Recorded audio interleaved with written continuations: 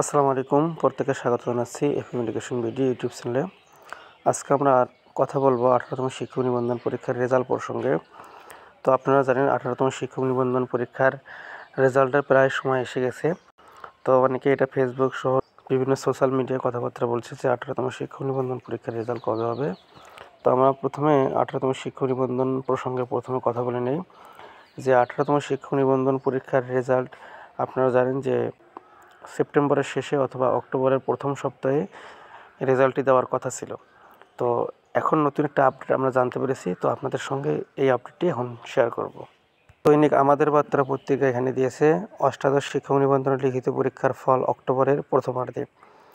তো আমরা এখন বিস্তারিত অংশ দেখব যে কী বলেছে এখানে। অষ্টাদশ শিক্ষক নিবন্ধন লিখিত পরীক্ষার ফল আসছে অক্টোবরের প্রথমার্ধে প্রকাশ করা হতে পারে। ইতিমধ্যে প্রধান শিক্ষকরা খাতা মূল্যায়ন শেষ করে খাতা জমা দেওয়া শুরু করেছেন। বর্তমানে সেগুলোর স্ক্যানিং চলছে বলে জানিয়েছে বেসরকারি শিক্ষক নিবন্ধন প্রত্যয়ন কর্তৃপক্ষের এনটিআর সচিব AMM রিজওয়ানুল হক।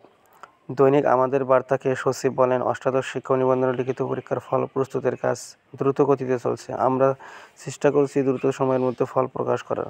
সেক্ষেত্রে অক্টোবরের প্রথম দিকে ফল প্রকাশ করতে পারব বলে আশা করছি। সংশ্লিষ্ট সূত্র বলছে, শিক্ষক নিবন্ধনের প্রতিটি খাতা 2 জন পরীক্ষক পরীক্ষা করেন। প্রথম পরীক্ষককে 15 দিন সময় দেওয়া হয় আর দ্বিতীয় পরীক্ষককে একই সময় পান। প্রথম পরীক্ষকের কাছ থেকে খাতা সংগ্রহের পর দ্বিতীয় পরীক্ষকের কাছে খাতা পাঠাতে 7 থেকে 10 দিন লাগে। এবার বিভিন্ন কলেজ ও বিশ্ববিদ্যালয়ের প্রায় 1,500 শিক্ষক লিখিত পরীক্ষার খাতা মূল্যায়নের দায়িত্ব পেয়েছেন। প্রত্যেককে 150 থেকে 300 করে খাতা দেওয়া হচ্ছে। বিধিমালা অনুযায়ী লিখিত পরীক্ষার ফল 45 দিনের মধ্যে প্রকাশ করতে হয়, এটা আপনারা অবশ্যই জানেন। তো যদিও সর্বোচ্চ সময়সীমা 60 দিনের কথা বলা আছে। সো আমি যেটা মনে করি যে অক্টোবরের প্রথম সপ্তাহে রেজাল্ট হবে।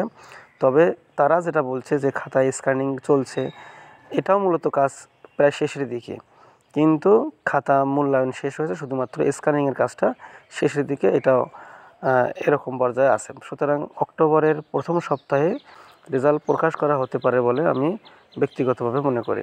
তবে আপনারা ধরেই নেন যে 8 তারিখ অথবা 10 তারিখ এর মধ্যে রেজাল্ট প্রকাশ হবে। কোনো কারণে এর আগেও হতে পারে, কিন্তু এর পরে আর কোনোভাবেই হবে না। 8 তারিখ 10 তারিখের পরে কোনোভাবেই যাবে না, এটা আমার একান্ত বিশ্বাস। তো এতটুকুই আপডেট জানার ছিল আপনাদেরকে।